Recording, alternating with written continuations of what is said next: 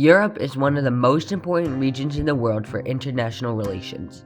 Home to over 447 million people and with a GDP of around $16.6 trillion, Europe certainly plays a huge role in the modern world. Because of this central position on the world stage, Europe has been at the forefront of some of the largest and deadliest conflicts that our planet has ever seen, including both world wars. Yet today, Europe is fighting a different battle, one of energy. You see, 34% of Europe's entire energy supply comes from natural gas, and out of that, a massive 45% comes from Russia alone. Europe is Russia's biggest importer of natural gas, and Western European nations like Germany so heavily depend on it. However, Russia's invasion of Ukraine in February of this year soured tensions between Europe and Russia, putting Germany's entire energy supply in question. In this video, we're going to dive into Europe's and more critically Germany's energy crisis. Before Russia invaded Ukraine, causing outroar and sanctions from the West, Russia provided Germany and Western Europe with around 45% of its natural gas. One major pipeline was Nord Stream 1, which connected Germany underneath the Baltic Sea. Nord Stream 1 supplied Germany with 58% of its natural gas, with other pipelines through Ukraine and another one through the Black Sea and Turkey. However, sanctions from the European Union and the West against Russia cut down gas flow through Nord Stream 1 by a staggering 89%. On top of this, Germany relies on 27% of its energy to come from this natural gas. But how did Germany come to this predicament? To answer this question, we'll have to take a look at geography. Northern and Western Europe countries, with the exception of the Nordic countries, are in a geographical location that doesn't allow for many forms of renewable energy. When looking at the amount of sun that Europe gets annually, Mediterranean countries like Spain, Italy, and Greece receive much more sunlight than Northern Europe. Countries like Germany are in a region of Europe that only receives an average of 60 sunny days a year. This rules out solar power as a sustainable energy source. When looking at wind speed charts of Europe, Germany again is in a region that isn't too windy. This means that Germany doesn't have as many wind farms as other regions of Europe, which means that wind isn't sustainable either. Germany does have one major natural resource to their advantage, however, and that's coal. Germany sits on top of one of the biggest coal reserves in Europe, which they've used for centuries. That all is changing though. With the European Union's move to green energy, which includes renewables, gas, and nuclear, Germany isn't able to use their only major natural resource. Because of this, Germany has to rely on importing its energy from elsewhere.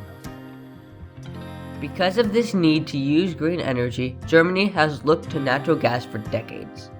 During the Cold War, West Germany and the Soviet Union held relations in which Russian natural gas would be exported to Germany in exchange for German steel. Because of this, households and other buildings across Germany have been built to use natural gas for energy through pipelines. This is what makes the switch from natural gas to other forms of energy like nuclear so difficult, as it would require the complete overhaul of the entire German energy sector. Because of tensions rising between Russia and the West, Germany has tried to look elsewhere for gas. One such location was the Netherlands, which holds the largest natural gas supply reserve in Europe outside Russia. This would be a possible source of gas for Germany, except for the fact that the Dutch announced they'd be shutting down their gas facilities. Another alternate form of gas is called liquefied natural gas, which is natural gas cooled down to its liquid state that can be shipped overseas from other sources. This comes with its own set of problems, however.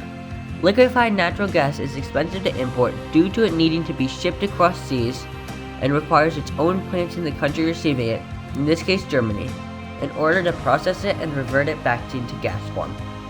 Europe has been in talks with Qatar, the world's largest exporter of natural gas. The European Union is also in talks with Norway and Azerbaijan to build gas pipelines. But for now, Germany needs to stick to Russian gas. In 2011, Germany and Russia constructed Nord Stream 1, a direct pipeline under the Baltic Sea connecting the two countries.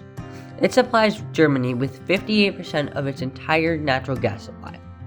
This is why Germany is reluctant to show too much support to Ukraine, since it relies so heavily on Russia to supply its energy. But they are part of both the European Union and NATO, so they can't just sit back and do nothing. Amid the Russian invasion of Ukraine, Germany refused to approve Nord Stream 2, a second pipeline underneath the Baltic Sea that would have increased the German use of natural gas even more. Because of Germany's and the West's support of Ukraine, Russia has pulled back on gas flowing through Nord Stream 1 by 89%. This is bad news for Germany, with winter quickly approaching. Without heat from natural gas, Germany could be in for a very cold winter. To combat this, the German government has taken some measures to ration their energy use, like turning off stoplights at night and not using heat when it's unnecessary. By cutting off energy to Europe, Russia has led to a raising of energy prices all across the region. Not only is Russia cutting off Europe, Europe is also cutting off Russia. The European Union agreed to reduce their energy consumption from Russia down to nearly zero by March of next year. This drastic decrease means that Northern Europe could be in for a very cold winter. If you made it this far, I hope you enjoyed, and please consider subscribing. It really means a lot. Please leave a comment below on what videos I should make next.